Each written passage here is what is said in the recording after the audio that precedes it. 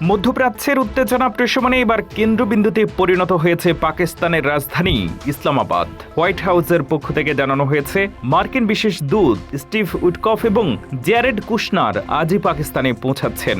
লক্ষ্য ইরানের সাথে আলোচনা। তবে তেহরান সরাসরি বৈঠকের খবর অস্বীকার করে জানিয়েছে, তাদের বক্তব্য পাকিস্তানের মাধ্যমেই ওয়াশিংটনকে জানানো হবে।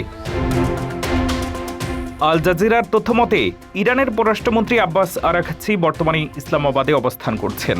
পাকিস্তান এই আলোচনায় মধ্যস্থতাকারীর ভূমিকা পালন করছে এবং তারা এই প্রক্রিয়া নিয়ে সতর্কভাবে আশাবাদী। যদিও ইরান ও যুক্তরাষ্ট্র সরাসরি টেবিলে বসছে না, তবু পর্দার আড়ালের এই পরোক্ষ আলোচনাকে ভূ রাজনীতিতে অত্যন্ত গুরুত্বপূর্ণ মনে করা হচ্ছে।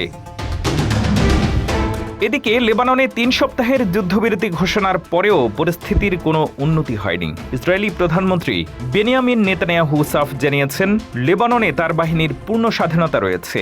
গত কয়েক ঘন্টায় দক্ষিণ লেবাননে ইসরায়েলি হামলায় হিজবুল্লাহর আরও ৬ জন যোদ্ধা নিহত হয়েছেন। লেবাননের স্বাস্থ্য মন্ত্রণালয়ের তথ্য অনুযায়ী গত ২রা মার্চ থেকে শুরু হওয়া ইসরায়েলি হামলায় নিহতের সংখ্যা বেড়ে দাঁড়িয়েছে ২,৪৯১ জনে, আর আহতের সংখ্যা প্রায় ৮,০০০ ছুঁই।